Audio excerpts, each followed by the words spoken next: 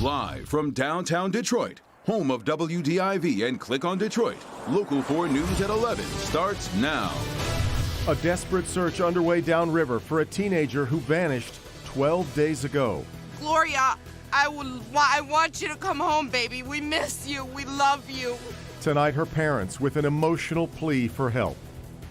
But we begin with Governor Whitmer declaring we are now in the worst part of the pandemic, with the state reporting nearly 7,000 new cases just in the past 24 hours. The spike in cases comes 2 weeks before Thanksgiving. The numbers have the governor warning Michiganders to take precautions around the holiday. There are currently 747 outbreaks across the state, the highest number since the state started tracking those. In the hospitals across Michigan, 20% of the ICU beds are now being used by COVID patients. And the spike in cases, of course, is happening everywhere, nationwide. Tonight, the mayor of Chicago issuing a stay-at-home advisory that starts on Monday. Let's get to Mara McDonald. Mara, unlike other states and cities, the governor did not issue new restrictions today. I think the operative word, Devin, is yet. I can see those restrictions coming soon if these case numbers don't start going in the other direction. But let's start with the guidance from the state that they released today about Thanksgiving. Bottom line, according to the state, if you don't live inside the home, you should not have people from outside the home at your table. On the day that Michigan's hospital systems banded together to put out the alert, this is kind of like standing on the beach and watching the hurricane slowly roll towards you. The governor says the cases, the positivity rate all mean one thing: we're in real trouble.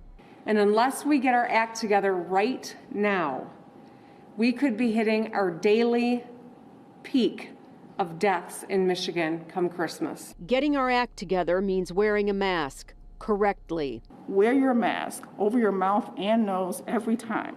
Do not gather or go out unless you absolutely must. No new restrictions were announced, but it's clear they're coming unless these numbers start to go down. Whitmer hammered on the legislature for not passing a mask mandate, even though there is already one in place from the state health department. Senate Majority Leader Mike Shirkey's spokeswoman tells us, quote, Senator Shirkey agrees with the governor that mask compliance is the issue. When it comes to mask wearing, the Majority Leader believes the better way to achieve compliance is by encouraging and educating people.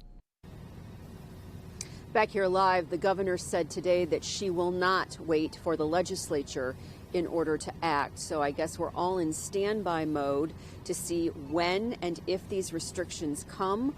These numbers of these cases, though, cannot continue at this level. The hospital system in this state simply cannot handle it. Devin, Kimberly, we're live in Ferndale tonight.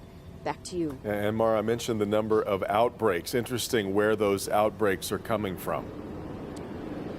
Yeah, I mean, Dr. Khaldun said it's some of the usual suspects, like long-term care facilities, manufacturing, schools, but as well as social gatherings in bars and restaurants.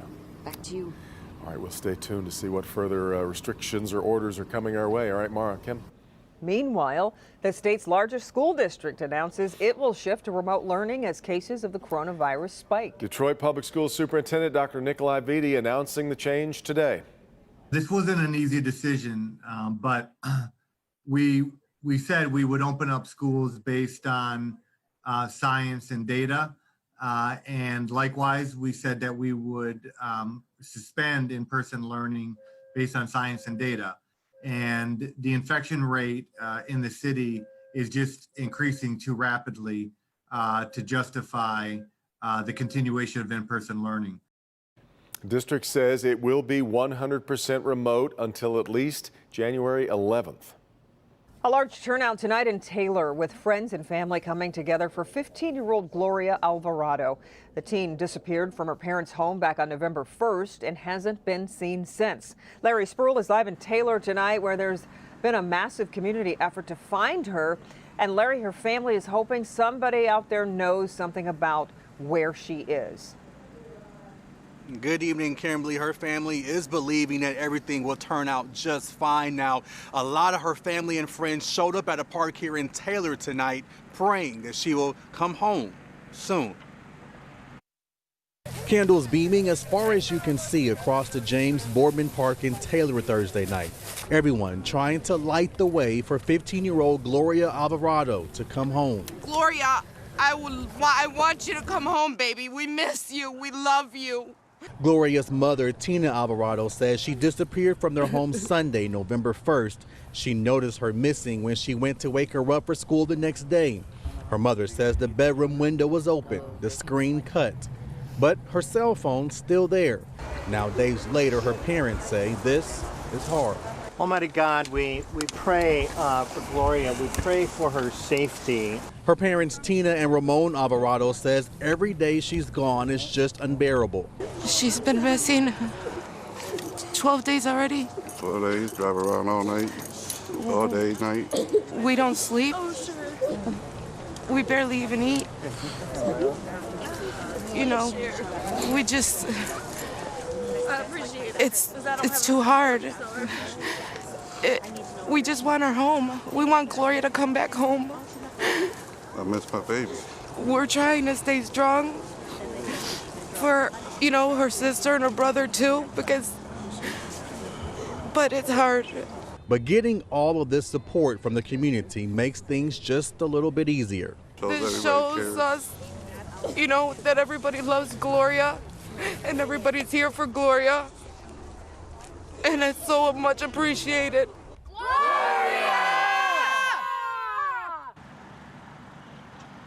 Now, also, there were two other mothers at this prayer vigil. Their daughters are also missing. One is 13. The other one is 14 years old. We're live in Taylor tonight. Larry Spruill, Local 4. Larry, did the family give a description of Gloria, maybe say what she was wearing or anything that our viewers can be on the lookout for? Yeah, Kimberly, so her mother says that when she left the house, she was wearing pink and white Air Jordans, and she's about 5'2", and she weighs about 168 pounds. Kimberly? Maybe somebody knows something. Okay, Larry, thanks.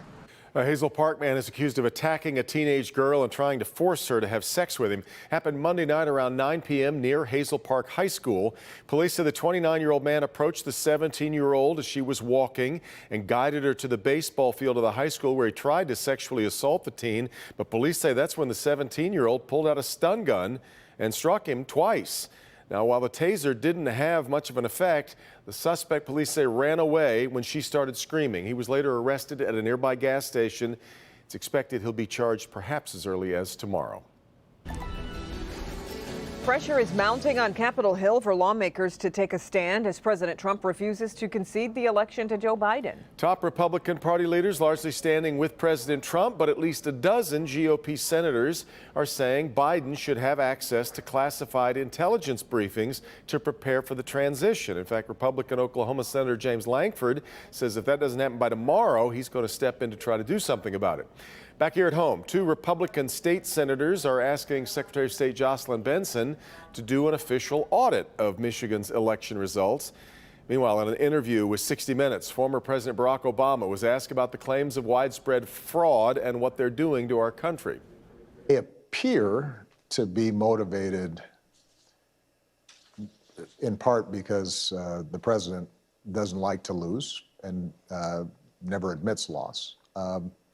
I'm more troubled by the fact that other Republican officials who clearly know better are going along with this, are humoring him in this fashion. It is one more step in delegitimizing not just the incoming Biden administration, but democracy generally. And that's a dangerous path. The Trump campaign has filed 4 separate lawsuits in Michigan, and one of those lawsuits alleges misconduct inside the TCF Center, where Detroit votes were, of course, counted. Judge Timothy Kenney says he will issue his ruling on that suit tomorrow. We expect that to happen by noon.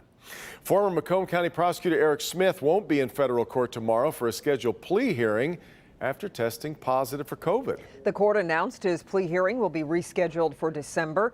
According to court documents, Smith was admitted to the hospital after testing positive. He was released earlier this week, but still has symptoms of the virus. Smith was expected to plead guilty tomorrow to charges of obstruction of justice and an embezzlement case. He could face up to 21 months in federal prison. Two men charged in the alleged plot to kidnap Governor Gretchen Whitmer are expected in court tomorrow. 21-year-old Paul Ballar of Milford and 42-year-old Joseph Morrison of Munith are expected to go before a judge. Michigan's Attorney General charged both men with felonies, including providing support for terrorist acts and gang membership. The men are part of a group arrested after an investigation found they allegedly planned to kidnap Governor Whitmer. Still ahead, a man is trapped in a sinking car. The guy has to get help, too! Dramatic rescue and why the driver was very lucky. The stranger who jumped in to help knew exactly what he was doing. Let's check in with Andrew. Andrew. And Kimberly and Devin, getting chilly out there, but temperatures above freezing across most of southeast Michigan. Temperatures mostly in the 30s. How low do temperatures go? That, an update on Tropical Storm Ada, and your weekend forecast coming up. All right, Andrew, but first, a local couple accused of going on a crime spree all across Metro Detroit. Who the couple brought along with them that has police speaking out about it tonight. Next.